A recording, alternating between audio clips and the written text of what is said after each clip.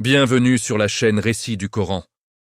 Il y a des millénaires, un tyran nommé Nemrod dominait le monde entier. Il se proclamait Dieu, obligeait les peuples à l'adorer et défiait le Créateur lui-même.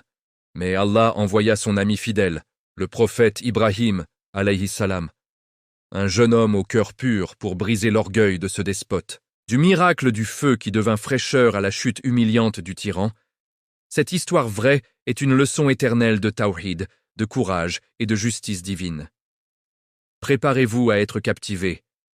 Abonnez-vous dès maintenant. Likez cette vidéo.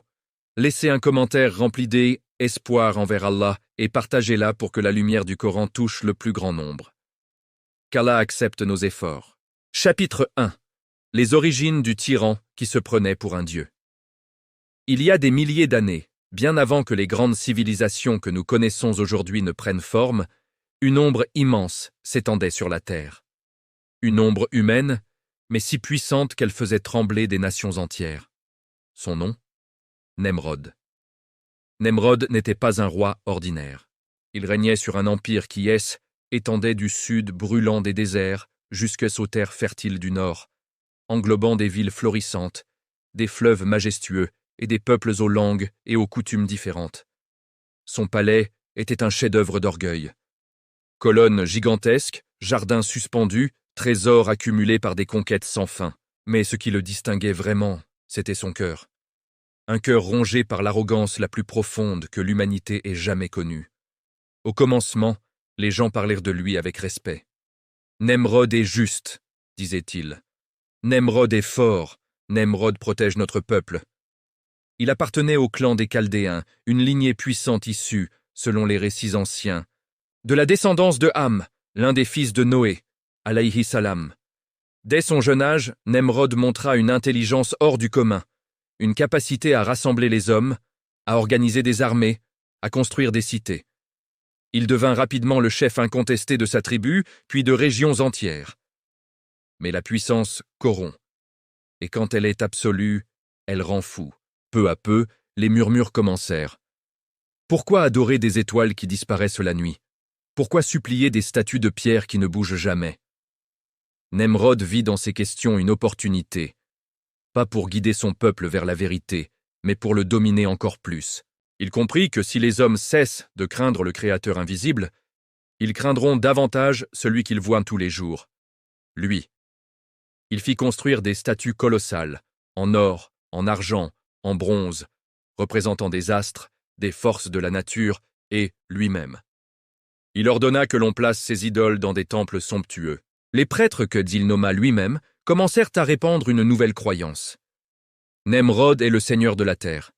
Il contrôle la vie, la mort, la victoire et la défaite. Ceux qui l'honorent seront bénis. Ceux qui le défient disparaîtront. Il ne se contenta pas de statues. Il fit ériger un immense tour, une structure si haute qu'elle semblait vouloir percer les cieux. Les ouvriers y travaillaient jour et nuit. Nemrod montait au sommet et regardait le monde à ses pieds. Il se sentait invincible. Il se sentait divin. Un jour, debout au sommet de cette tour, il leva les yeux vers le ciel et cria « Si tu existes vraiment, ô toi qu'ils appellent le Dieu du ciel, montre-toi, montre-moi ta puissance. » Puis il banda son arc, visa les nuages et décocha une flèche. La flèche disparut dans les hauteurs. Quelques instants plus tard, elle retomba, trempée de sang. Ses généraux, ses prêtres, son peuple entier virent cela.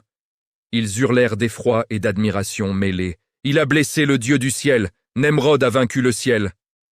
Nemrod sourit. Un sourire froid, calculateur. Il ne savait pas, et ne voulait pas savoir, que ce sang-haine n'était pas celui d'Allah. C'était une illusion, un signe qu'Allah, dans sa sagesse infinie, avait permis pour laisser le tyran s'enfoncer encore plus dans son égarement. Allah ne l'avait pas détruit immédiatement. Il lui avait donné du temps, beaucoup de temps, pour que son orgueil atteigne son paroxysme.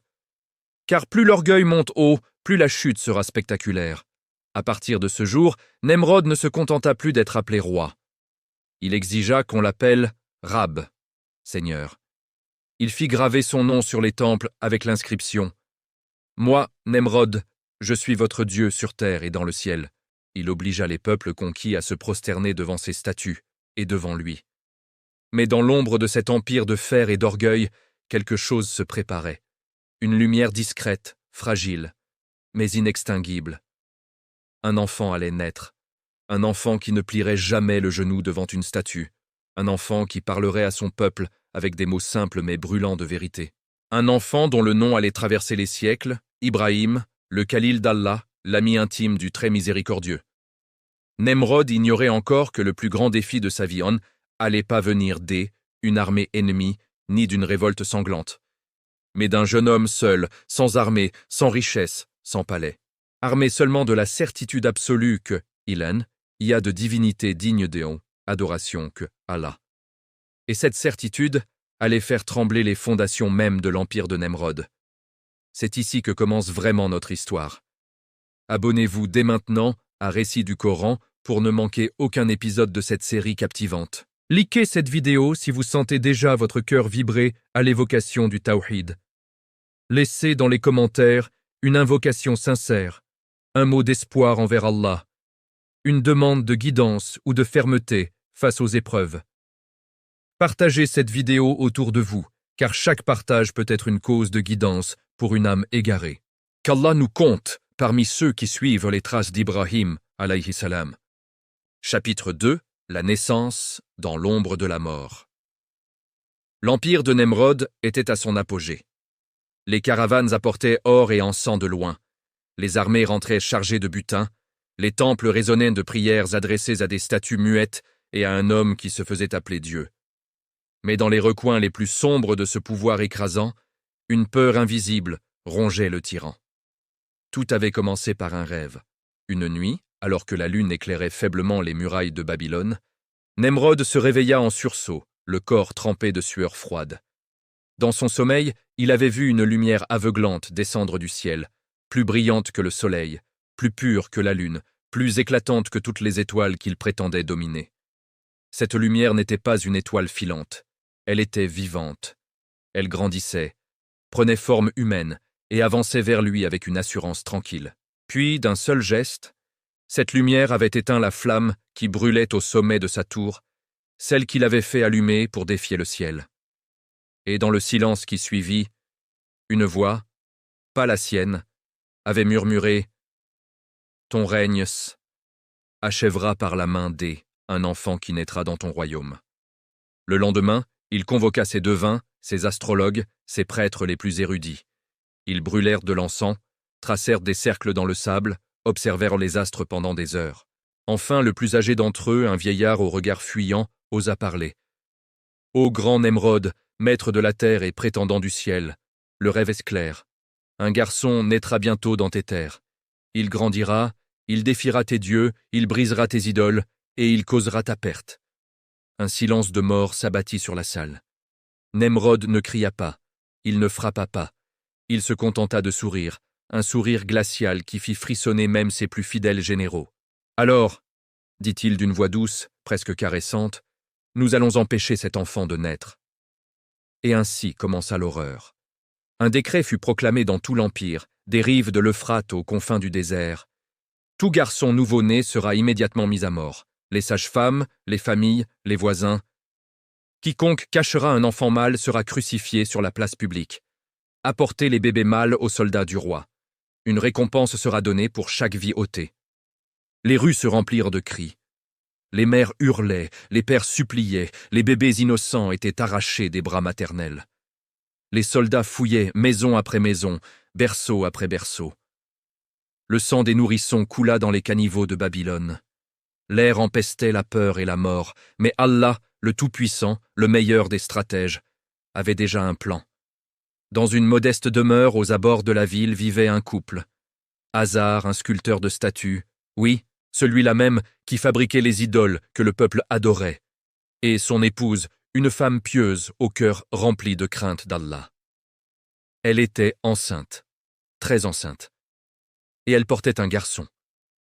Quand les rumeurs du décret arrivèrent jusqu'à elle, son cœur se serra. Mais elle ne céda pas au désespoir. Elle se tourna vers son Seigneur en secret, nuit après nuit, et implora Ô toi qui as créé cet enfant dans mon ventre, protège-le de ce tyran. Ô toi qui as le pouvoir sur toute chose, fais que ce décret ne l'atteigne pas. Le jour de l'accouchement approchait. Hazar, craignant pour sa famille, décida de aller au temple principal pour offrir un sacrifice et implorer la protection des idoles. Du moins, c'est ce qu'il prétendit. En réalité, sa femme lui avait soufflé une idée. « Va au temple, mon époux. Fais semblant d'honorer leur Dieu. Pendant ce temps, je mettrai notre enfant au monde. Si c'est un garçon, je le cacherai. Quand tu reviendras, je te dirai qu'il est mort-né. Ainsi les soldats ne viendront pas fouiller ici. » Hazar partit, le cœur lourd, ignorant encore à quel point sa femme était guidée par une foi plus forte que la peur. Les douleurs commencèrent. Seule dans la maison, elle mit au monde un petit garçon magnifique. Des yeux profonds, un visage lumineux, une peau douce comme la soie. Dès qu'elle le prit dans ses bras, elle sentit une paix étrange l'envahir. Ce n'était pas un bébé ordinaire. C'était comme si la lumière du rêve de Nemrod s'était incarnée. Mais pas pour détruire le tyran tout de suite. Pour le confronter avec la vérité. Elle l'enveloppa dans un linge propre, le serra contre elle et murmura « Je te nomme Ibrahim, car tu seras le père de beaucoup de nations, Inch'Allah. » Mais le danger était partout. Elle ne pouvait pas le garder dans la maison. Les patrouilles passaient toutes les heures. Alors, au cœur de la nuit, alors que la ville dormait sous le poids de sa tyrannie, elle prit une décision audacieuse. Elle emmaillota solidement le bébé, le posa dans un panier d'osier et marcha jusqu'à une grotte isolée dans les collines environnantes, un endroit que personne ne fréquentait car on le disait hanté par les esprits, superstition que les gens utilisaient pour s'en éloigner. Elle déposa l'enfant au fond de la grotte, sur un lit de feuilles sèches. Elle pleura en silence, le cœur déchiré, mais elle se força à repartir. Avant de partir, elle leva les yeux vers le ciel et dit « Ô Allah, tu es Ar-Razzaq, le pourvoyeur. Nourris-le, protège-le, fais qu'il grandisse loin des yeux de Nemrod. » Et Allah répondit à sa prière d'une manière que nul humain n'aurait pu imaginer. Le lendemain, quand Hazar revint, elle lui dit, les larmes aux yeux, « Notre fils, il est mort-né. Je l'ai enterré moi-même. » Hazar, brisé, la serra dans ses bras. Il ne posa pas de questions, la peur était trop grande. Mais chaque jour, dès qu'Hazar sortait sculpter ses idoles ou vaquer à ses occupations, la mère se rendait en cachette à la grotte. Et là, miracle après miracle. Elle trouvait l'enfant vivant, serein, le visage illuminé. Parfois, elle voyait des traces de miel sur ses lèvres. Parfois, du lait coulait d'une fissure dans la roche, juste assez pour le nourrir. Parfois, un oiseau venait déposer des dattes fraîches près de lui. Et surtout, l'enfant ne pleurait jamais. Il souriait, comme s'il savait déjà que son Seigneur ne l'abandonnerait jamais. Les années passèrent ainsi. Ibrahim grandit dans l'obscurité protectrice de la grotte, nourri par la providence divine, protégé par des anges invisibles. Il apprit à marcher seul, à parler seul, à réfléchir seul. Et dans ce silence, loin des idoles et des mensonges, son cœur se remplit une certitude absolue. Il n'y a qu'un Dieu, le créateur de tout, celui qui donne la vie sans intermédiaire. Pendant ce temps, Nemrod continuait de régner, convaincu que son décret avait fonctionné. Les naissances de garçons avaient drastiquement diminué. Il se croyait victorieux sur le destin. Il ignorait totalement qu'à quelques lieues de son palais, dans une grotte oubliée, grandissait le garçon qui allait un jour se tenir devant lui et lui dire, calmement mais fermement, « Ton Dieu est faux, le mien est le seul vrai. » Et ce jour approchait. Abonnez-vous dès maintenant à Récits du Coran pour suivre la suite de cette histoire qui fait vibrer les cœurs. Likez cette vidéo si vous ressentez déjà l'émotion de la protection divine sur Ibrahim alayhi salam. Laissez dans les commentaires une belle invocation, un mot d'espoir envers Allah, une demande de patience dans l'épreuve ou de protection pour vos enfants. Partagez cette vidéo. Chaque vue peut être une sadaqa jariya pour une âme qui a besoin de se rappeler qu'Allah n'abandonne jamais ses serviteurs sincères. Qu'Allah nous fasse suivre le chemin d'Ibrahim, le Khalil. Chapitre 3. La sortie de la grotte et les premières questions d'un cœur pur. Les années s'étaient écoulées comme un fleuve tranquille dans le secret de la montagne. Ibrahim avait grandi loin des regards, loin des cris des marchés, loin des prières adressées à la pierre et au métal.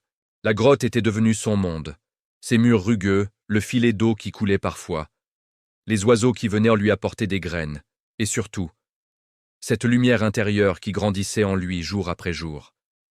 Il n'avait jamais vu de temple, jamais entendu le nom de Nemrod prononcé avec crainte ou adoration. Pourtant, son intelligence était vive, son observation aiguisée, son cœur déjà tourné vers l'unique. À mesure qu'il grandissait, il posait des questions à sa mère lors de ses visites furtives. « Maman, pourquoi les gens construisent-ils des choses qu'ils appellent Dieu, alors qu'ils les fabriquent eux-mêmes ? Maman, pourquoi prient-ils le soleil le matin, alors qu'il disparaît le soir ? Maman, qui fait pousser cette herbe ? Qui fait tomber la pluie ? Qui fait battre mon cœur ?» Sa mère répondait avec douceur, mais elle sentait que les réponses simples ne suffiraient bientôt plus. Ibrahim n'était plus un enfant.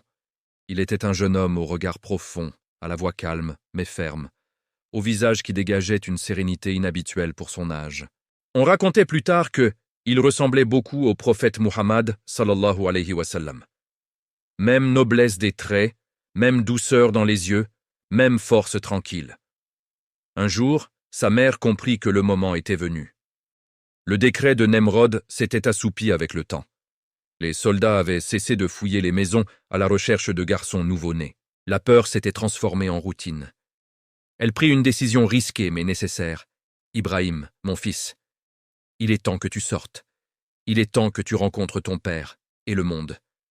Mais fais attention, ce monde est malade. Les cœurs sont enchaînés à des mensonges. Ne parle pas trop vite, observe d'abord. » Ibrahim hocha la tête. Il n'avait pas peur. Il avait grandi sous la protection invisible d'Allah. Il savait, sans pouvoir encore expliquer pleinement, que celui qu'il avait nourri dans la grotte pouvait le protéger n'importe où. Sa mère le guida jusqu'à la maison familiale, au crépuscule. Hazar était absent, occupé à sculpter une nouvelle idole pour un notable de la ville. Ibrahim entra pour la première fois dans ce qu'on appelait sa maison. Tout lui semblait étranger, les odeurs d'encens, les outils de sculpture, les morceaux de pierre et de bois qui traînaient, et surtout, ces statues inachevées posées sur des étagères, avec des visages figés, des yeux vides. Il s'approcha de l'une d'elles, une idole représentant une divinité astrale avec des bras tendus vers le ciel. Il la toucha du bout des doigts, froide, immobile, muette. « Comment peut-on adorer cela ?» murmura-t-il pour lui-même. Sa mère le regardait en silence, le cœur gonflé d'émotion et d'inquiétude. Quand Hazar rentra ce soir-là, il trouva un jeune homme assis dans la cour, grand, droit, les yeux brillants. Ibrahim se leva et dit simplement « Je suis ton fils, Ibrahim. » Hazar recula d'un pas, comme frappé par la foudre. Puis il le serra dans ses bras, pleurant sans retenue. Il crut à un miracle, il ne posa pas trop de questions. La joie d'avoir retrouvé un fils qu'il croyait mort balaya tout le reste, pour un temps. Les jours suivants, Ibrahim observa. Il accompagna parfois son père à l'atelier. Il vit comment Hazar travaillait avec soin, limant, polissant, incrustant des pierres précieuses dans les idoles. Il vit les clients venir, payer cher pour ces statues, les emmener en procession, leur parler comme à des êtres vivants. Un soir, alors qu'Hazar finissait une idole particulièrement imposante, un dieu censé protéger les récoltes, Ibrahim ne put se retenir plus longtemps. « Père, pourquoi fais-tu cela ?» Hazar leva les yeux, surpris. « Comment cela, pourquoi ? C'est mon métier. Les gens ont besoin de ces dieux pour se sentir en sécurité. » Ibrahim désigna la statue du menton. « Mais toi-même, tu l'as fabriquée. Tu l'as taillée avec tes mains. Tu l'as polie. Si elle tombe, elle se casse. Si on la jette au feu, elle brûle. Comment ce que tu fabriques pourrait-il te protéger, ou protéger qui que ce soit ?» Hazar fronça les sourcils. Il n'était pas habitué à ce genre de questions. Dans son monde, on ne questionnait pas. On obéissait. On vénérait. On avait peur. « Ne parle pas ainsi, mon fils. Les anciens disent que ces idoles sont des intermédiaires. Elles portent nos prières au vrai Dieu du ciel. » Ibrahim secoua doucement la tête. « Père, si elles ne peuvent pas se défendre elles-mêmes, comment porteraient-elles nos prières ? Si elles ne mangent pas la nourriture qu'on leur offre, comment entendraient-elles nos supplications ? Hazar se tut. Pour la première fois, une petite fissure apparut dans son assurance. Mais il la repoussa vite. C'est comme ça depuis toujours, ne trouble pas ta tête avec ça. Mais Ibrahim ne pouvait plus se taire, son cœur bouillonnait. La nuit venue, quand la maison dormait, il sortait seul. Il montait sur la colline voisine, là où le ciel était immense, dégagé, rempli d'étoiles scintillantes. Il s'asseyait et regardait. Il voyait Vénus briller plus fort que les autres. Il se disait « Peut-être est-ce elle, monseigneur ?» Mais quand l'aube arrivait, Vénus disparaissait.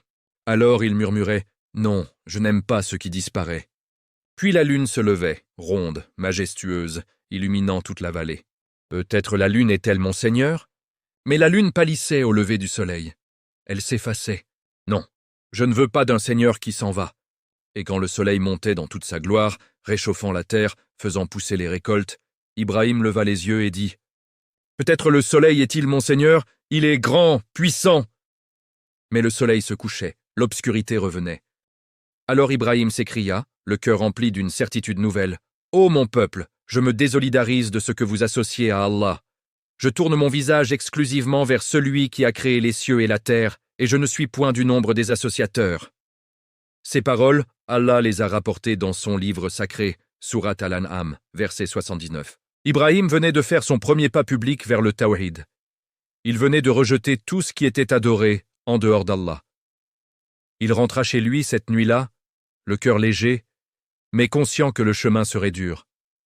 Son père l'attendait, inquiet. « Où étais-tu, mon fils ?» Ibrahim le regarda droit dans les yeux et dit calmement « Père, je suis allé chercher la vérité, et je l'ai trouvée. Il n'y a de divinité digne d'adoration qu'Allah, le créateur de tout ce qui existe. Ces idoles que tu sculptes, elles ne sont rien. Elles ne profitent ni ne nuisent. » Hazar pâlit. Il savait ce que cela signifiait. Dans la cité de Nemrod, dire cela à voix haute, c'était risquer la mort. « Tais-toi, Ibrahim, si quelqu'un t'entend. » Mais Ibrahim sourit doucement. « Père, je ne peux pas me taire. La vérité est plus forte que la peur. Et Allah est plus fort que Nemrod. » C'était le début. Le jeune homme de la grotte venait d'entrer dans la lumière. Et cette lumière allait bientôt éclairer et brûler tout l'empire des ténèbres. Abonnez-vous dès maintenant à Récits du Coran pour ne rien manquer de cette épopée de foi et de courage. Likez cette vidéo si le Tawhid d'Ibrahim vous touche au plus profond de votre cœur. Laissez dans les commentaires une invocation sincère. Demandez à Allah la fermeté dans la vérité, la guidance pour vos proches égarés, ou simplement dites « Ô Allah, fais de nous des serviteurs sincères comme Ibrahim. » Partagez cette vidéo massivement. Chaque partage peut planter une graine de Tawhid dans un cœur qui en a désespérément besoin. Que Allah nous rassemble tous autour de la vérité et nous compte parmi les partisans de Ibrahim alayhi salam. Les jours passaient et Ibrahim grandissait en sagesse et en courage. Il vivait maintenant parmi les siens, mais son cœur restait ailleurs, tourné vers l'unique, loin des mensonges qui empoisonnaient son peuple. Chaque matin, il voyait les habitants de la cité se prosterner devant des statues qu'ils avaient eux-mêmes sculptées. Chaque soir, il entendait les prières murmurées à des pierres qui ne répondaient jamais. Et chaque fois, une douleur profonde traversait son âme. Il ne pouvait plus se contenter d'observer en silence. La vérité brûlait en lui, comme un feu qu'il ne pouvait éteindre. Un jour, alors qu'Hazar travaillait dans son atelier, Ibrahim entra calmement. Son père polissait une nouvelle idole, un dieu censé apporter la fertilité aux champs. La statue était presque terminée, imposante, ornée de bijoux que les riches savaient offert. Ibrahim s'approcha et demanda d'une voix douce mais ferme. « Père, pourquoi adores-tu ce que tu as fabriqué de tes propres mains ?» Hazar s'arrêta net, le chiffon suspendu en l'air. « Ibrahim, ne recommence pas. Ce sont nos traditions. Nos ancêtres les ont toujours vénérées. »« Mais père, » insista Ibrahim, « regarde-la. Elle ne mange pas. Elle ne boit pas. Elle ne parle pas. Elle ne voit pas. Si je la pousse, elle tombe. Si je la casse, elle reste en morceaux. Comment une chose aussi impuissante pourrait-elle être un dieu ?» Hazar posa son outil, le visage assombri. « C'est comme ça, mon fils. Les gens ont besoin de quelque chose à toucher, à voir. Ils ont peur de l'invisible. Ibrahim secoua la tête lentement. Moi, je n'ai pas peur de l'invisible. J'ai peur de mentir à mon âme. Allah, le créateur de tout, est invisible, mais il voit tout. Il est proche, plus proche que ma veine jugulaire. Il entend mes murmures avant même que je les prononce. Pourquoi irais-je supplier une pierre quand je peux parler directement à celui qui m'a créé? Hazar sentit une colère monter, mais aussi une peur sourde. Il savait que ses paroles étaient dangereuses. Dans la cité de Nemrod, on ne questionnait pas publiquement les idoles. On risquait la lapidation, l'exil, ou pire. Tais-toi, Ibrahim, si les prêtres t'entendent, si le roi l'apprend. Mais Ibrahim ne recula pas. Père, je t'aime, c'est pour cela que je te parle. Je ne veux pas que tu passes l'éternité à adorer ce qui ne peut rien pour toi. Je prierai pour toi. Je demanderai à Allah de te guider, mais je ne peux pas me taire. Hazar le fixa longuement, puis, d'une voix tremblante, « Sors d'ici, ne reviens pas tant que tu n'auras pas retrouvé la raison. » Ibrahim baissa les yeux, le cœur lourd. Il sortit sans un mot de plus, mais il savait que ce n'était que le début. Peu après, une grande fête annuelle approchait.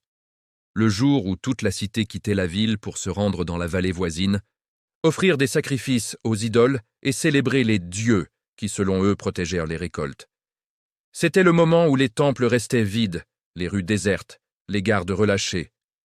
Ibrahim vit là une occasion, pas pour détruire par haine, mais pour ouvrir les yeux. La nuit précédant le départ, quand la lune était haute et la ville endormie, Ibrahim se leva.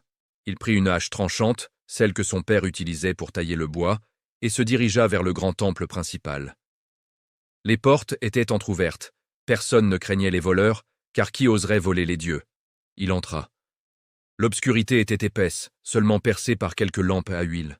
Des dizaines de statues se dressaient autour de lui, grandes, petites, dorées, argentées. Certaines tenant des fruits, d'autres des armes, d'autres encore des symboles astraux. Devant chacune, des offrandes, pain, dattes, viande, vin, tout ce que les gens croyaient nécessaire pour nourrir leur divinité. Ibrahim s'arrêta au centre. Il regarda autour de lui et dit à voix haute, comme se dit laisse, adressait vraiment aux idoles. « Pourquoi ne mangez-vous pas ce que on vous offre? Pourquoi ne parlez-vous pas? Pourquoi ne bougez-vous pas pour vous défendre ?» Silence total. Alors, avec une tristesse mêlée de détermination, il leva la hache. Il brisa une idole après l'autre. Les éclats de pierre et de bois volaient dans tous les sens. Il épargna seulement la plus grande statue, celle qui représentait la divinité principale de la cité, et accrocha la hache autour de son cou, comme si c'était elle qui avait tout détruit. Quand il eut fini, le temple était un champ de ruines. Il ressortit calmement, rentra chez lui et se coucha comme si de rien n'était. Le lendemain, la fête battait son plein dans la vallée. Mais quand les habitants revinrent au crépuscule, ils trouvèrent le temple saccagé. Les cris fusèrent. « Qui a osé? Qui a profané nos dieux ?» La nouvelle se répandit comme une traînée de poudre. Les prêtres hurlaient au blasphème. Les anciens se réunirent, et très vite, un nom revint sur toutes les lèvres. Ibrahim, c'est lui. Il n'arrête pas de parler contre les idoles. Il dit qu'elles sont fausses. C'est forcément lui. Une foule en colère se dirigea vers la maison d'Hazar. Ibrahim était dehors, assis tranquillement sous un arbre, comme s'il les attendait. Ils l'entourèrent. « C'est toi qui as fait ça ?» Ibrahim les regarda un à un, sans peur. « Demandez à la grande idole, » répondit-il avec un calme déconcertant. « Elle est restée intacte. Elle a peut-être vu qui a fait ça. Demandez-lui. Elle devrait savoir. » Un silence stupéfait s'abattit sur la foule. Puis quelqu'un cria « Mais les idoles ne parlent pas !» Ibrahim leva la voix, claire et puissante. « Alors si elles ne parlent pas, si elles ne se défendent pas, si elles ne protègent même pas leur propre temple, comment pourraient-elles vous protéger? Comment pourraient-elles intercéder pour vous auprès d'Allah? Réfléchissez, ô mon peuple. Ne voyez-vous pas que vous êtes dans un égarement manifeste? » Certains baissèrent la tête, touchés par la logique implacable. D'autres se mirent en colère, hurlant « Ils se moquent de nos dieux, ils méritent la mort. » Ils le saisirent, le ligotèrent et décidèrent de l'amener devant le roi Nemrod lui-même. Car seul le Dieu sur terre pouvait juger un tel crime. Ibrahim marcha au milieu d'eux, enchaîné, mais le visage serein. Il savait que ce n'était pas la fin. C'était le début d'une confrontation qui allait ébranler l'Empire tout entier. Dans le lointain, le palais de Nemrod brillait sous le soleil couchant. Le tyran ignorait encore qu'un jeune homme sans armée, sans richesse, sans pouvoir temporel, allait se tenir devant lui, et lui prouver, avec des mots simples et une foi inébranlable, que tout son empire reposait sur un mensonge. Et ce face-à-face allait entrer dans la dim histoire comme un des plus grands moments de vérité face à l'orgueil humain. Abonnez-vous dès maintenant à Récits du Coran pour vivre la suite de ce duel historique entre la vérité et le mensonge. Likez cette vidéo si la logique brûlante d'Ibrahim face aux idoles vous a fait frissonner. Laissez dans les commentaires une invocation du fond du cœur. Ô Allah, éloigne-nous du shirk et affermis-nous dans le tawhid comme tu l'as fait pour ton ami Ibrahim. Ou partagez simplement un mot d'espoir envers Allah. Partagez cette vidéo sans modération. Chaque vue peut réveiller un cœur endormi par les illusions de ce monde.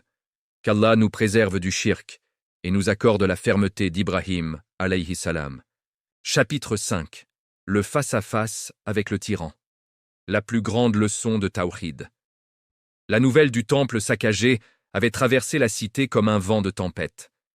Les prêtres hurlaient au sacrilège, les notables exigeaient vengeance, et le peuple, partagé entre peur et curiosité, murmurait le nom d'Ibrahim.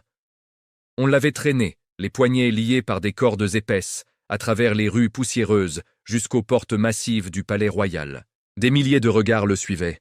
Certains pleins de haine, d'autres intrigués par ce jeune homme qui marchait la tête haute, sans trembler, comme si c'était lui qui escortait ses bourreaux, et non l'inverse. Les gardes le poussèrent dans la grande salle d'audience. Là, sur un trône d'or incrusté de pierres précieuses, trônait Nemrod. Il était imposant. Barbe noire impeccablement taillée, couronne massive, yeux perçants qui avaient fait plier des rois. Autour de lui, une cour de conseillers, de généraux, de devins et de prêtres en robes brodées. L'air était lourd d'encens et de peur. Nemrod observa Ibrahim de haut en bas. Il s'attendait à voir un rebelle tremblant, un fou hurlant des insultes. Au lieu de cela, il vit un jeune homme au regard paisible, presque lumineux, qui le fixait sans ciller. « Ainsi c'est toi, Ibrahim, fils d'Azar, le sculpteur d'idoles » demanda Nemrod d'une voix grave qui résonna dans la salle. « On dit que tu as brisé les dieux de mon peuple. On dit que tu oses défier ce que tout le monde adore depuis des siècles. » Ibrahim répondit calmement, sans baisser les yeux. « Oui, c'est moi, mais je n'ai pas brisé des dieux, j'ai brisé des mensonges. Des morceaux de pierre et de bois que les hommes ont fabriqués et qu'ils appellent Dieu. » Un murmure parcourut l'assemblée. Un prêtre s'avança, furieux. « Il blasphème, il mérite la mort immédiate. » Nemrod leva une main pour le faire taire. Il se pencha en avant, intrigué malgré lui. « Tu oses me parler ainsi, devant moi? Moi qui suis le maître de cette terre, moi qui donne la vie et la mort ?» Ibrahim sourit légèrement, un sourire sans arrogance, seulement rempli de certitude. « Alors prouve-le. » La salle retint son souffle. Personne n'avait jamais osé défier Nemrod de cette façon. Le tyran se leva lentement, descendit les marches du trône et approcha de Ibrahim jusqu'à être que à quelques pas. « Explique-toi, jeune insensé. » Ibrahim leva la voix, claire et puissante, pour que tous entendent. « Mon Seigneur est celui qui donne la vie et qui donne la mort. » Nemrod éclata d'un rire forcé, mais on sentait une pointe d'inquiétude. « La vie et la mort, moi aussi je peux le faire. Regarde !» Il claqua des doigts. 2 gardes traînèrent un prisonnier enchaîné, un homme accusé de vol. Nemrod fit un geste. L'un des gardes trancha la gorge du malheureux. Le sang gicla sur le sol de marbre. « Tu vois, je donne la mort !» cria Nemrod triomphant. Puis il fit signe à un autre garde qui amena une femme enceinte terrorisée. « Et je peux aussi donner la vie, ou la sauver. Libérez-la !» ordonna-t-il. La femme tomba à genoux, pleurant de soulagement. Nemrod se tourna vers Ibrahim, un sourire victorieux aux lèvres. « Alors, ton Seigneur fait-il mieux que moi ?» Ibrahim ne bougea pas. Il regarda le tyran droit dans les yeux et répondit avec une sérénité qui glaça l'assemblée. « Mon Seigneur fait sortir le vivant du mort et le mort du vivant. Il fait descendre la pluie du ciel et fait pousser les récoltes de la terre sèche. Il fait lever le soleil chaque matin de l'Est. Toi, Nemrod, fais donc lever le soleil de l'Ouest, si tu es véridique. » Un silence de mort s'abattit sur la salle. Nemrod devint livide. Ses lèvres tremblèrent. Il ouvrit la bouche, mais aucun son n'en sortit. Pour la première fois de sa vie, le Dieu sur terre se trouva sans mots. Il recula d'un pas, comme frappé par une force invisible. Les conseillers échangèrent des regards paniqués. Les prêtres murmurèrent des prières à leurs idoles. Le peuple, massé aux portes, commença à chuchoter. « Il l'a fait taire. Ibrahim l'a fait taire. » Nemrod, humilié, reprit contenance et hurla. « Garde, emmenez-le, il mérite le châtiment le plus terrible. » Mais avant que les gardes ne l'empoignent, Ibrahim ajouta d'une voix qui porta jusqu'au fond de la salle. « Ô Nemrod, tu as reçu la royauté d'Allah et il t'a donné puissance et richesse. Mais regarde où t'a conduit ton orgueil. Tu te prends pour un dieu alors que tu n'es qu'un serviteur qui mourra comme tous les hommes. Réfléchis avant qu'il ne soit trop tard. » Ces paroles, Allah les a rapportées dans son livre sacré. Sourate al-Baqarah, versets 258 et suivants. N'as-tu pas vu celui qui a discuté avec Ibrahim au sujet de son Seigneur, uniquement parce qu'Allah lui avait donné la royauté? Quand Ibrahim lui dit « Mon Seigneur est celui qui fait vivre et fait mourir », il répondit « Moi aussi je fais vivre et je fais mourir. » Ibrahim dit « Eh bien, Allah fait venir le soleil de l'Est, fais-le donc venir de l'Ouest. » Alors le mécréant fut confondu, et Allah ne guide pas les injustes. Nemrod, rouge de rage et de honte, ordonna « Préparez la plus grande fosse de feu que cette terre ait jamais vue. Nous allons brûler vif cet insolent, qu'il voie qui est le vrai Dieu. » Les gardes emmenèrent Ibrahim, mais dans la foule, certains cœurs avaient commencé à vaciller. Des murmures s'élevaient. Et s'il avait raison? Et si nos idoles étaient vraiment impuissantes? Nemrod regagna son trône, mais son assurance était fissurée. Il avait gagné du temps, mais il savait au fond de lui que ce jeune homme avait planté une graine qui allait grandir. Pendant ce temps, Ibrahim fut jeté dans une cellule sombre. Pourtant, son cœur était en paix. Il savait que la confrontation ne faisait que commencer. La vraie épreuve approchait, celle du feu. Et dans ce feu, Allah allait montrer au monde entier qui est le seul qui mérite l'adoration. Abonnez-vous dès maintenant à Récit du Coran pour assister au miracle qui va faire trembler l'empire de Nemrod. Likez cette vidéo si ce dialogue entre Ibrahim et le tyran vous a donné des frissons de foi et de admiration pour le tawhid. Laissez dans les commentaires une invocation puissante. Ô Allah, affermis nos cœurs dans la vérité comme tu l'as fait pour Ibrahim face à Nemrod, ou exprimez simplement votre espoir en la victoire d'Allah sur tout orgueil. Partagez cette vidéo autour de vous. Chaque partage peut être une lumière qui guide une âme perdue vers le tawhid pur. Que Allah nous accorde la force de Ibrahim et nous protège de orgueil de Nemrod. Chapitre 6. Le bûcher géant et le miracle qui défia les lois de la nature. La nouvelle se répandit comme une traînée de poudre dans tout l'empire. Le jeune Ibrahim, celui qui avait osé défier Nemrod en face, allait être brûlé vif. Pour beaucoup, c'était la fin logique d'un blasphémateur. Pour d'autres, étaient elles occasions de voir si ce Dieu du ciel dont parlait Ibrahim existait vraiment. Et pour Nemrod, c'était la revanche. Il allait prouver, une fois pour toutes, que personne ne pouvait le défier sans périr dans les flammes. Dès le lendemain de la confrontation, le tyran donna ses ordres les plus fous. Il fit rassembler du bois de partout. Des forêts entières furent rasées, des troncs géants transportés sur des chars tirés par des centaines d'hommes et de bœufs. Les gens apportèrent volontairement du bois, certains par peur, d'autres par fanatisme, criant « Brûlons celui qui a insulté nos dieux, brûlons celui qui veut nous priver de leur bénédiction !»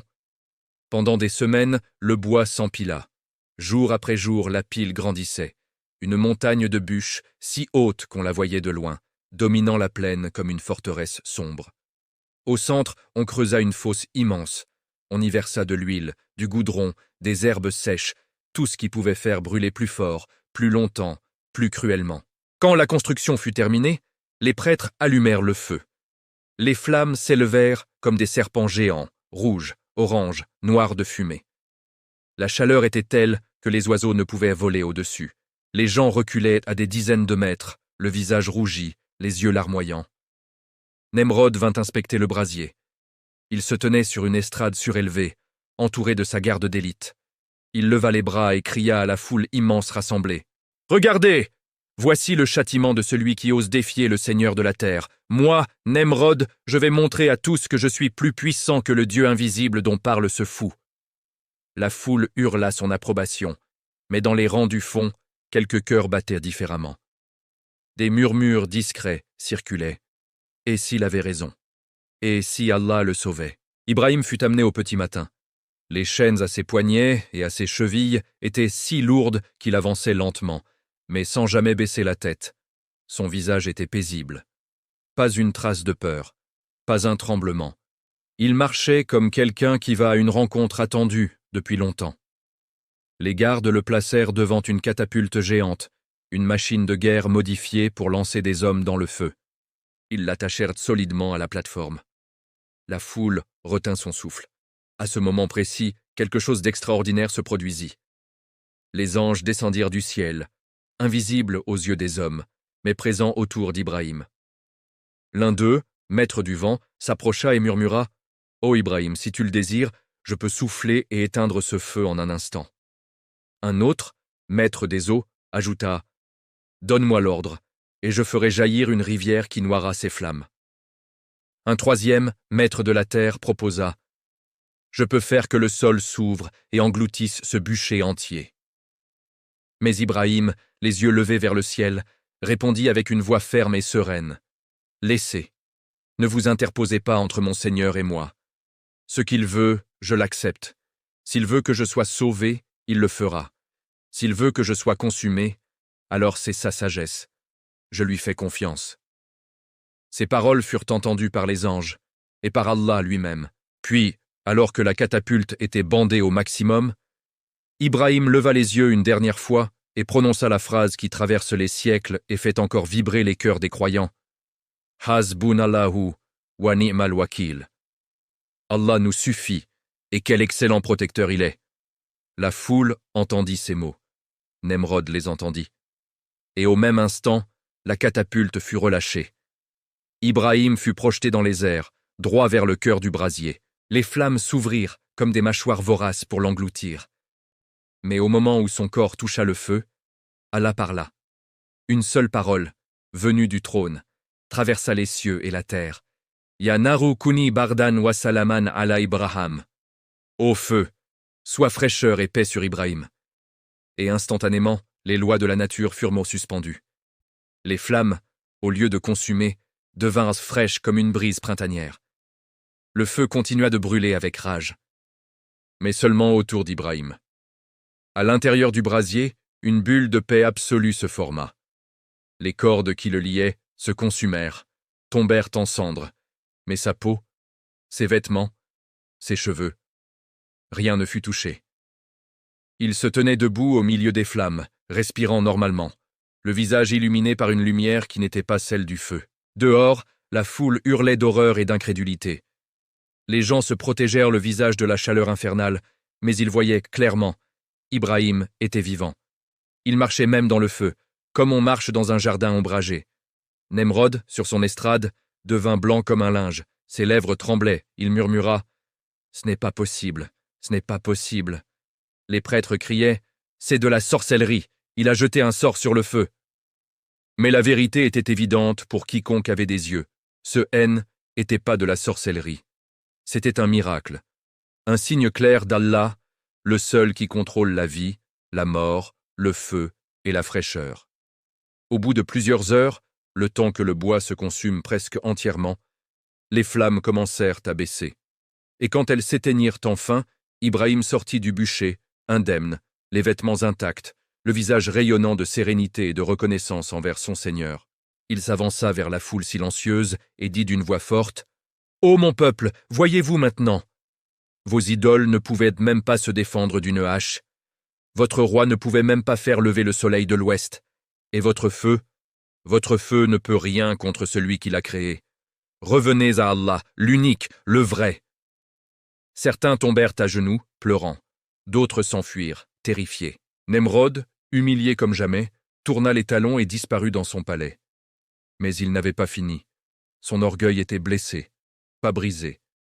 Ibrahim, lui, leva les yeux au ciel et murmura « Alhamdulillah, ô Allah, à toi la louange pour ta protection, pour ton miracle, pour ta miséricorde. » Ce jour-là, le monde entier apprit, ou du moins ceux qui voulaient entendre, que quand Allah dit « soit », cela arrive, et que le feu, la plus grande terreur des hommes, peut devenir le plus doux des jardins pour celui qui place toute sa confiance en lui. Mais l'histoire n'était pas terminée. Nemrod préparait déjà sa revanche la plus folle, défier le ciel lui-même.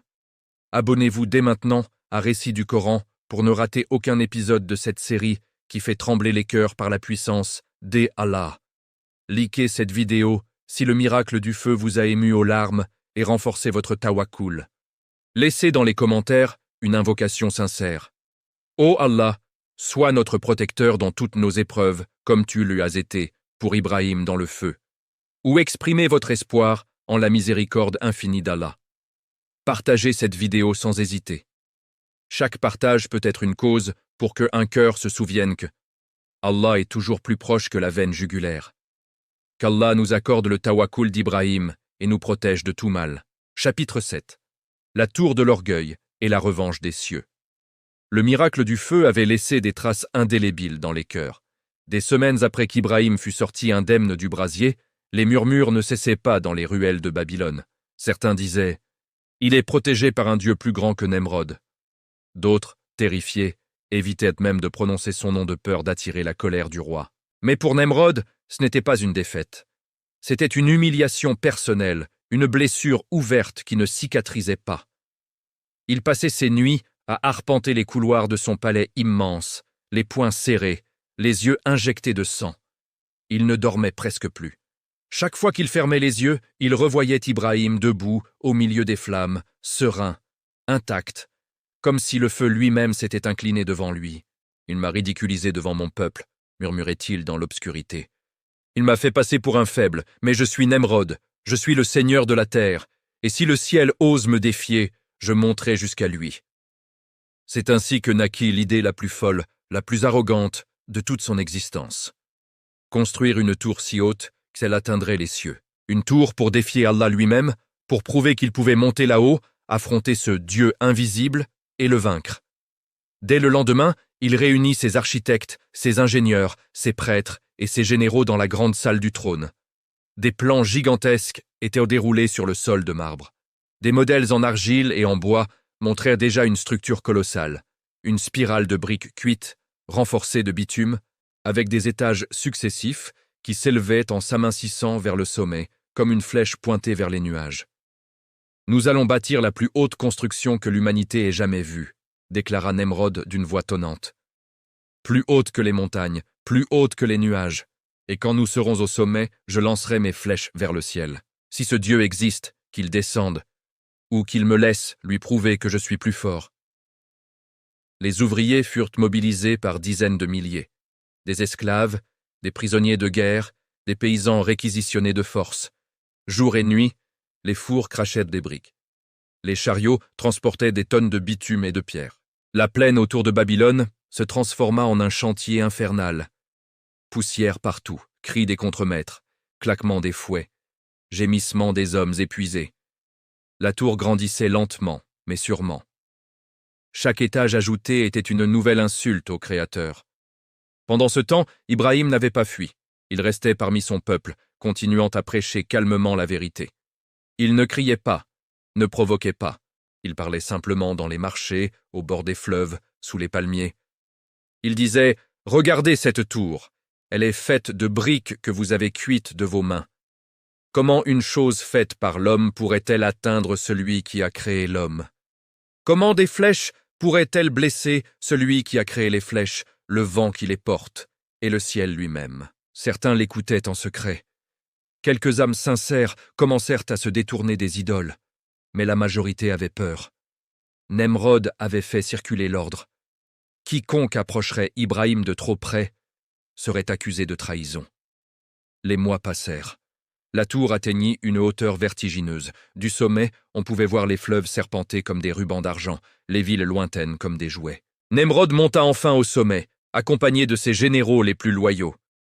Il portait son armure d'apparat, son arc le plus puissant à la main, une flèche déjà encochée. Il regarda le ciel immense, bleu et infini, et hurla « Ô toi qui te caches dans les nuages! Montre-toi! Affronte-moi! Si tu es vraiment le Créateur, descends et combat, sinon je prouverai que je suis plus fort que toi !» Puis il banda son arc au maximum, visa le zénith et décocha la flèche. La flèche s'éleva, disparut dans les hauteurs. Un silence tendu s'installa. Les généraux retenèrent leur souffle. Soudain, la flèche retomba. Mais elle n'était plus propre. Elle était rouge, trempée de sang frais, comme si elle avait transpercé une chair vivante. Les hommes autour de Nemrod explosèrent de joie.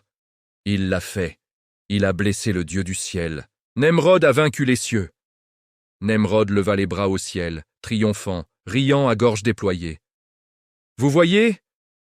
Même le ciel saigne, même le ciel tremble devant moi. Mais ce qu'ils ignoraient, et que Allah seul savait, c'est et que ce sang, n'était pas celui du Créateur. Allah, dans sa sagesse infinie, avait permis cette illusion pour laisser Nemrod s'enfoncer encore plus profondément dans son égarement. Il lui avait donné ce signe trompeur pour que son orgueil atteigne son paroxysme absolu. Car quand l'orgueil touche le ciel, la chute n'en est que plus spectaculaire. Nemrod redescendit de la tour comme un conquérant. Il fit proclamer dans tout l'empire « Le Dieu du ciel a été vaincu. Désormais, adorez-moi sans intermédiaire. Je suis le maître de la terre et du ciel. » Mais au fond de son palais, seul dans sa chambre, Nemrod tremblait légèrement. Une petite voix intérieure, qui l'étouffait à chaque fois, murmurait « Et si ce n'était qu'un début ? Et si ce Dieu invisible préparait quelque chose de pire ?» Il chassa cette pensée. Il était Nemrod, invincible, éternel. Pourtant, dans les cieux, les anges observaient. Et Allah, le Tout-Puissant, le Patient, le Juste, préparait déjà la réponse ultime à cet orgueil insensé. Car l'histoire ne s'arrête pas à une flèche ensanglantée. Elle s'arrête quand le Créateur décide que le tyran a assez joué avec le destin qu'il lui avait accordé. Et ce moment approchait à grands pas. Abonnez-vous dès maintenant à Récit du Coran pour découvrir comment orgueil le plus haut, finit toujours par écrasé face à la puissance d'Allah. Likez cette vidéo si arrogance de Nemrod vous fait réaliser à quel point nous devons rester humbles devant notre Créateur. Laissez dans les commentaires une invocation du cœur. Ô Allah, préserve-nous de l'orgueil et fais-nous parmi ceux qui te craignent en secret et en public. Ou partagez simplement un mot d'espoir en la justice divine. Partagez cette vidéo autour de vous. Chaque partage peut rappeler à quelqu'un que nulle haine échappe au décret d'Allah, pas même les plus puissants. Qu'Allah nous garde humbles et nous protège de tout ce qui nous éloigne de lui. Chapitre 8. La petite armée qui terrassa le tyran invincible. Nemrod avait cru que la flèche ensanglantée marquerait la fin de son humiliation. Il se trompait lourdement. Ce signe n'avait fait qu'attiser son délire de grandeur. Il se promenait désormais dans son palais comme un dieu vivant, exigeant que l'on s'incline plus bas que l'on baise le sol devant lui, que l'on grave son nom sur chaque mur avec les titres les plus extravagants. Nemrod, seigneur de la terre et du ciel, vainqueur des astres, maître de la vie éternelle. Ses courtisans, terrifiés, obéissaient. Mais au fond de leur cœur, la peur se mêlait au doute. Le miracle du feu n'était pas oublié. Ibrahim n'était pas mort, et cette pensée rongeait l'empire comme un poison lent. Nemrod décida d'en finir une bonne fois pour toutes. Il convoqua Ibrahim au palais, pas pour le tuer immédiatement, non. Il voulait l'humilier publiquement, une dernière fois, devant tout le peuple rassemblé. Il voulait que chacun voie que même le protégé du feu était rien face à sa puissance absolue. Ibrahim fut amené, les mains libres cette fois. Nemrod voulait montrer qu'il n'avait même pas besoin de chaînes pour dominer cet homme. La grande cour du palais était bondée, nobles, prêtres, soldats, marchands, esclaves, des milliers de regards fixés sur les deux hommes. Nemrod, assis sur son trône surélevé, pointa un doigt accusateur vers Ibrahim. « Approche, toi qui prétends avoir un Dieu plus grand que moi !» Ibrahim avança lentement, le visage calme, les yeux brillants d'une lumière intérieure. Nemrod se leva, descendit les marches et s'arrêta à quelques pas de lui. « Tu as vu mes flèches percer le ciel. Tu as vu mon empire trembler devant ma grandeur. Maintenant, appelle ton Dieu. Appelle-le devant tous ses témoins. Dis-lui de venir avec son armée, ses anges, ses miracles. Moi, je suis prêt. J'ai rassemblé mes légions, mes chars, mes archers, mes éléphants de guerre. Où est ton armée, Ibrahim? Où est ton Dieu? Montre-le-moi. » Un silence oppressant s'abattit sur la foule. Tous attendaient la réponse. Ibrahim leva les yeux vers le ciel un instant, puis les posa sur Nemrod avec une sérénité absolue. Mon Seigneur n'a pas besoin d'armée visible pour vaincre. Il n'a pas besoin de chars ni d'archers. Il dit « Sois, et cela est. Attends un peu. Tu verras son armée arriver. » Nemrod éclata d'un rire tonitruant, moqueur. « Attendre? Moi? Attendre? Très bien. Attendons. Que ton Dieu vienne. Qu'il vienne maintenant. » Il fit un geste théâtral vers ses généraux. « Ouvrez les portes. Laissez entrer son armée s'il en a une. » Les portes massives du palais s'ouvrirent en grand. Un vent léger souffla. Puis, rien. Pas un soldat. Pas un ange visible. Pas un miracle spectaculaire. Juste le silence. Nemrod ricana plus fort. « Tu vois? Ton Dieu est absent. Il a peur. Il fuit devant Nemrod. » Mais Ibrahim ne bougea pas. Il resta immobile, les mains ouvertes vers le ciel, murmurant à peine. « Ô Allah, tu sais mieux que quiconque. Agis comme tu le veux. » Et soudain, un bourdonnement lointain se fit entendre. D'abord discret, comme un murmure dans le vent, puis plus fort, plus proche, un vrombissement incessant, comme des milliers d'ailes minuscules battant à l'unisson. La foule leva les yeux. Au début, on crut à un nuage de poussière, puis on distingua un nuage noir, dense, mouvant, qui avançait à une vitesse incroyable. Pas un nuage ordinaire, un nuage vivant. Des mouches, des millions, des dizaines de millions de mouches. Une armée ailée, sombre, impitoyable. Elles descendèrent du ciel comme une tempête vivante, couvrant le soleil, plongeant la cour dans une pénombre effrayante. Les soldats de Nemrod levèrent leurs boucliers, mais c'était inutile. Les mouches s'infiltrèrent partout, dans les yeux, dans les oreilles, dans les bouches ouvertes de stupeur. Elles piquaient, mordaient, s'attaquaient à la chair avec une férocité surnaturelle. On racontait plus tard que ces mouches n'étaient pas ordinaires.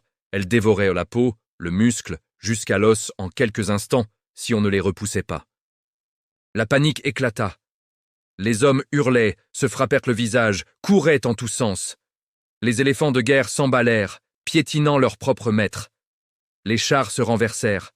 Les archers lâchèrent leurs arcs pour se protéger les yeux.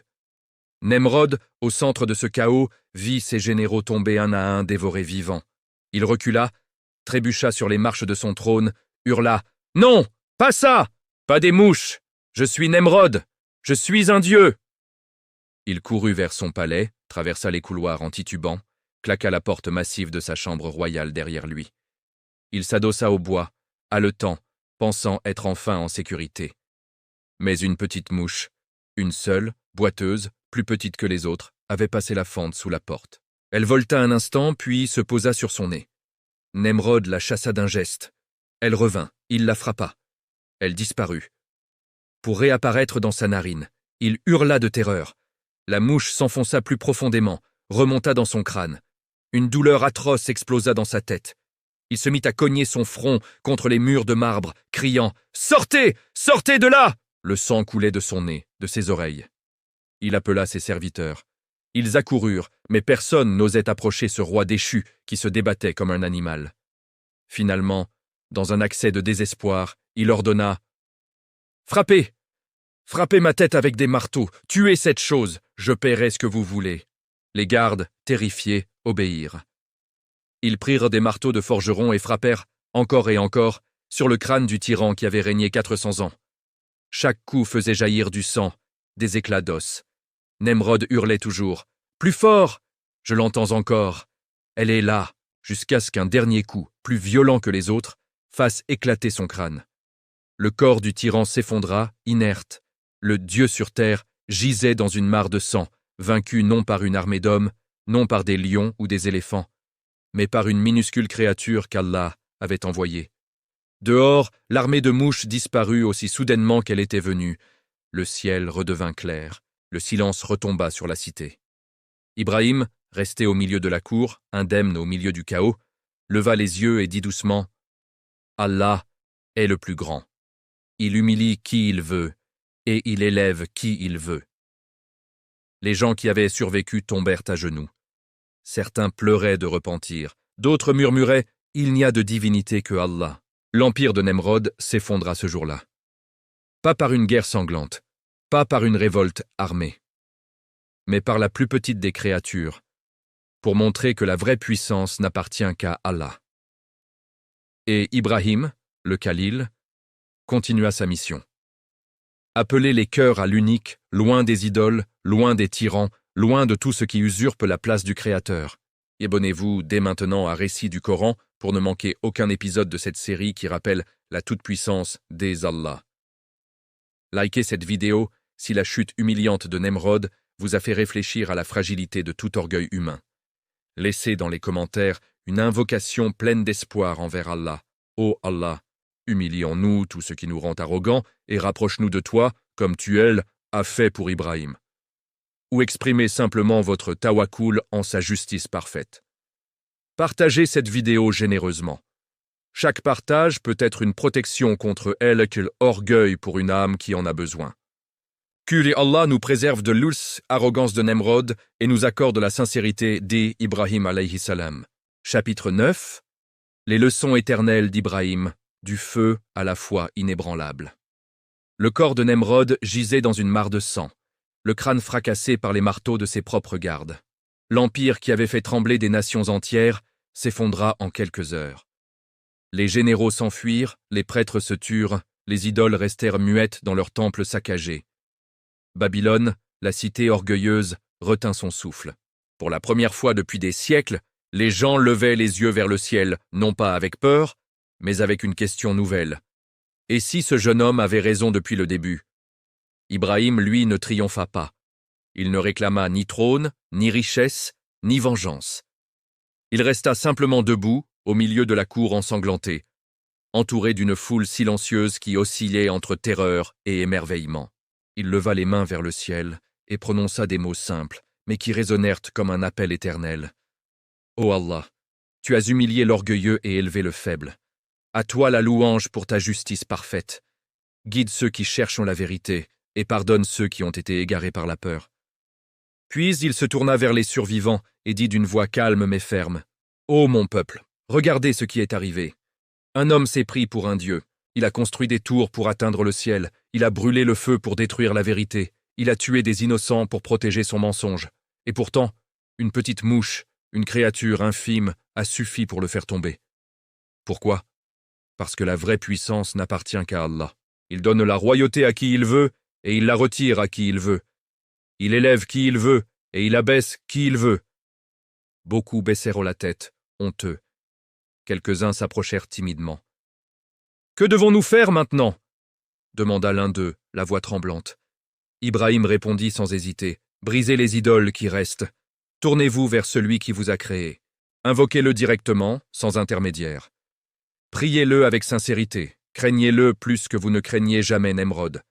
Car lui seul donne la vie, lui seul donne la mort, lui seul contrôle le ciel et la terre. » Ce jour-là, des cœurs commencèrent à changer. Pas tous, loin de là. Mais une graine fut plantée, une graine de tawhid pure, qui allait germer bien au-delà des frontières de Babylone. Ibrahim ne resta pas pour régner.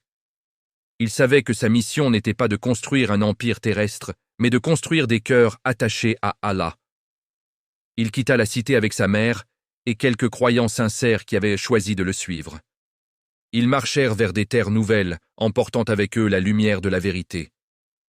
Au fil des années, Ibrahim devint connu sous le nom d'Al-Khalil, l'ami intime d'Allah. Pourquoi ce nom? Parce qu'il avait aimé Allah plus que tout au monde. Il avait préféré la grotte obscure à la gloire mensongère. Il avait préféré le feu brûlant à l'adoration des idoles.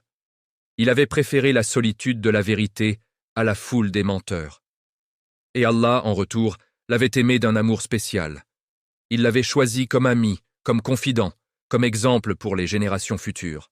Allah dit dans son livre sacré, « Et Allah a pris Ibrahim pour ami intime. » Surat An-Nisa, verset 125. Et il dit aussi, « Il n'y a pas de meilleur modèle pour vous dans Ibrahim et ceux qui étaient avec lui, quand ils dirent à leur peuple, « Nous vous désavouons, vous et ce que vous adorez en dehors d'Allah. Nous rejetons votre culte. » Entre vous et nous, les inimitiés et la haine sont à jamais déclarées jusqu'à ce que vous croyiez en Allah seul. Surat Al-Mumtahana, verset 4. Ibrahim enseigna à ceux qui le suivaient des leçons qui traversent les âges. Le tawhid est plus précieux que la vie. Mieux vaut mourir en affirmant que il y a de divinité qu'est Allah que vivre en se prosternant devant une statue ou un tyran. La confiance en Allah, tawakkul, est la clé des miracles. Quand Ibrahim a dit « Hasbunallahu wa ni'mal wakil » au bord du feu, il n'espérait pas un miracle. Il acceptait la volonté d'Allah, quelle qu'elle soit. Et c'est précisément cette soumission totale qui a déclenché le miracle. L'orgueil est la plus grande maladie du cœur. Nemrod avait tout, pouvoir, richesse, armée, palais. Mais son cœur était malade d'orgueil. Et cette maladie, elle, a conduit à la pire des fins. Humilié par la plus petite des créatures. Allah donne du temps aux oppresseurs, mais il ne les oublie pas. Il a laissé Nemrod régner pendant des décennies, accumuler ses péchés, construire sa tour, lancer ses flèches. Mais quand le décret est arrivé, personne n'a pu l'arrêter. La vérité finit toujours par triompher, même si elle semble faible au début. Ibrahim n'avait ni armée ni richesse. Il n'avait que des mots, une hache contre des idoles et une foi inébranlable. Et cela a suffi.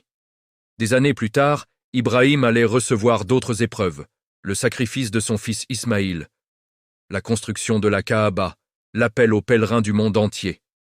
Mais ces histoires-là viendront dans d'autres récits. Pour l'instant, retenez ceci.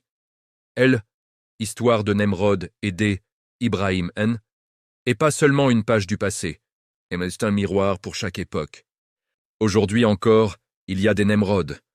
Ceux qui se prennent pour des dieux, qui veulent de contrôler les cœurs, qui imposent leurs lois contre la loi d'Allah, qui se moquent de la foi sincère. Et il y a des Ibrahim. Ceux qui refusent de plier, qui parlent la vérité même quand tout le monde se tait, qui font confiance à Allah même dans le feu des épreuves. À laquelle ressembles-tu? La réponse que tu donnes aujourd'hui déterminera ton destin éternel. Abonnez-vous dès maintenant à Récits du Coran pour plonger encore plus profondément dans ces histoires qui transforment les cœurs. Likez cette vidéo si les leçons des Ibrahim vous ont touché et vous donnent envie d'être plus ferme dans votre tawhid. Laissez dans les commentaires une invocation pleine d'espoir envers Allah. Ô Allah, fais de nous des serviteurs sincères comme Ibrahim, protège-nous de l'orgueil de Nemrod et rapproche-nous de toi. Ou partagez simplement un mot qui exprime votre confiance en sa miséricorde. Partagez cette vidéo sans compter. Chaque partage peut être une cause pour que un cœur égaré retrouve le chemin du tawhid pur et authentique. Que Allah nous compte parmi les Khalil, amis sincères, et nous éloigne de tout ce qui ressemble à Nemrod. Chapitre 10. Héritage éternel des Ibrahim, le père des prophètes, et la victoire finale du tawhid. Le soleil se levait sur une Babylone changée. Les temples étaient en silencieux, les idoles brisées jonchaient le sol comme des souvenirs d'un cauchemar passé. Les cris de Nemrod n'existaient plus que dans les murmures effrayés des survivants. Ibrahim, l'homme qui avait survécu au feu, qui avait vu un empire s'effondrer sous le poids de son propre orgueil, ne s'attarda pas pour célébrer. Il savait que la vraie victoire n'était pas dans la chute d'un tyran, mais dans la renaissance des cœurs. Il partit avec sa mère, quelques compagnons sincères et un petit groupe de croyants qui avaient osé choisir la vérité au lieu de la sécurité. Ils marchèrent vers des terres nouvelles, traversant déserts et vallées, guidés par une foi qui ne connaissait ni frontières ni fatigue. Ibrahim n'avait pas d'armée, pas de trésors, pas de palais. Il n'avait que des mots simples, une certitude absolue et un amour brûlant pour Allah. Partout où il passait, il appelait les gens à l'unique. « Ô gens, adorez Allah, votre Seigneur qui vous a créé, qui vous nourrit, qui fait vivre et mourir. Ne vous prosternez plus devant ce que vos mains ont fabriqué. Ne craignez plus les puissants de ce monde. Craignez celui qui contrôle tout, même le souffle qui entre dans vos narines. » Certains riaient, d'autres le traitèrent de fou, mais d'autres D'autres écoutaient, et parmi eux, une jeune femme nommée Sarah, belle, pieuse, au cœur pur. Elle devint son épouse. Ensemble, ils vécurent des années d'épreuves. La stérilité qui semblait interminable, les voyages épuisants, les moqueries incessantes. Mais jamais Ibrahim ne douta. Il disait à Sarah, « Allah nous a promis une descendance. Ils n'auront jamais sa promesse. Attendons avec patience. » Et un jour, le miracle arriva. À un âge où tout espoir semble éteint, Allah leur accorda Ismaïl, puis plus tard Ishaq, deux fils qui deviendraient les ancêtres de deux grandes nations, les Arabes par Ismaïl et les enfants d'Israël par Ishaq. Mais l'épreuve la plus déchirante restait à venir. Allah ordonna à Ibrahim, dans un rêve clair et répété, de sacrifier son fils bien-aimé Ismaïl. Ibrahim se réveilla en pleurs, mais il ne désobéit pas. Il alla trouver son fils, maintenant devenu un jeune garçon fort et pieux, et lui dit, « Ô mon fils, j'ai vu en rêve que je devais t'égorger. Réfléchis et dis-moi ce que tu en penses. » Ismaïl répondit sans hésiter, « Ô mon père, fais ce que tu as été ordonné. Tu me trouveras, Inch'Allah, parmi les patients. » Ils se rendirent ensemble au lieu indiqué. Ibrahim posa son fils sur le front, le couteau à la main, prêt à obéir. Et au dernier instant, Allah envoya un bélier magnifique pour remplacer Ismaïl. Une voix venue du ciel proclama, « Ô Ibrahim, tu as rempli ta mission. Nous te récompensons ainsi. » Ce sacrifice n'était pas une cruauté. Était la preuve ultime de la soumission totale. Ibrahim avait aimé Allah plus que son fils le plus cher. Et Ismaïl avait accepté d'être sacrifié par amour pour son Seigneur. Ce moment devint le symbole éternel du Tawhid, se soumettre entièrement, même quand le cœur saigne. Plus tard, Allah ordonna à Ibrahim et Ismaïl de reconstruire la maison sacrée, la Kaaba. Ils posèrent pierre après pierre, invoquant « Ô notre Seigneur, accepte ceci de nous, tu es celui qui entend, celui qui sait. Fais de nous deux musulmans soumis à toi, et fais de notre descendance une communauté soumise à toi. Montre-nous nos rites et accepte notre repentir. Tu es celui qui accepte toujours le repentir, le très miséricordieux. » Puis Ibrahim monta sur une colline et cria un appel qui résonne encore au jour, oui, dans le monde entier. « Ô hommes, répondez à l'appel de votre Seigneur, venez au pèlerinage. » Et depuis ce jour, des millions d'âmes répondent chaque année à cet appel, venus de tous les coins de la terre, vêtus de blanc, proclamant « Labbaik Allahumma labbaik. Me voici, ô Allah, me voici. » Ibrahim n'est pas seulement le père d'Ismaïl et d'Ishaq. Il est le père spirituel de tous les croyants sincères. Allah dit de lui, Ibrahim était une communauté à lui seul, soumis à Allah, droit, hanif, monothéiste pur. Et il n'était point du nombre des associateurs. Surat An-Nahl, verset 120. Il est le modèle parfait. Courage face aux tyrans, patience dans l'épreuve, confiance absolue dans l'invisible, amour total pour Allah. Aujourd'hui, quand tu fais face à un émeraude dans ta vie, qu'il soit un pouvoir oppressif, une mode qui éloigne de la foi, une tentation qui te pousse au shirk, une peur qui te paralyse, souviens-toi d'Ibrahim. Quand le feu des épreuves te menace, dis « Hasbunallahu wa ni'mal wakil ». Quand l'orgueil te tente, rappelle-toi la mouche qui a vaincu le Dieu sur terre. Quand le doute t'assaille, pense à la Kaaba qui se dresse toujours, symbole d'un tawhid qui ne plie jamais. Ibrahim n'est pas mort. Son message vit dans chaque musulman qui refuse de plier le genou devant autre qu'Allah. Dans chaque prière où l'on dit « Ihdinas siratal mustaqim » guide-nous dans le droit chemin, le chemin d'Ibrahim. Que son histoire ne reste pas une légende du passé, qu'elle devienne ton histoire aujourd'hui. Ô Allah, fais de nous des serviteurs comme Ibrahim, fermes dans la vérité, patients dans l'épreuve, soumis dans l'obéissance, et victorieux par ta miséricorde. Ô Allah, compte-nous parmi les Khalil, tes amis sincères, et éloigne de nous tout ce qui ressemble à Nemrod. Ô Allah, guide-nous sur le Sirat al-Mustaqim, le chemin des prophètes, le chemin d'Ibrahim. Amin. C'est ici que S. achève cette série sur elle. Histoire captivante d'Iblis. Ibrahim face à Nemrod. Mais le tawhid n'a pas de fin. Il continue dans chaque cœur qui bat pour Allah seul. Abonnez-vous dès maintenant à Récits du Coran pour ne manquer aucune nouvelle histoire qui fait vibrer les cœurs par la lumière du Coran. Likez cette vidéo finale si l'histoire d'Ibrahim vous a inspiré, ému, renforcé dans votre foi. Laissez dans les commentaires une invocation puissante et sincère. Ô Allah, fais de nous des héritiers de la foi d'Ibrahim, protège-nous de l'orgueil et rapproche-nous de toi jusqu'à notre dernier souffle, ou exprimez simplement votre espoir en sa miséricorde infinie. Partagez cette série entière autour de vous. Chaque partage peut être une sadaka jariya, une lumière qui guide une âme vers le tawhid pur et sauveur. Qu'Allah accepte nos efforts, pardonne nos manquements et nous rassemble tous autour de son trône le jour de la résurrection, avec Ibrahim alayhi salam et tous les prophètes. Barakallahu fikum. À très bientôt pour de nouveaux récits du Coran, Inch'Allah.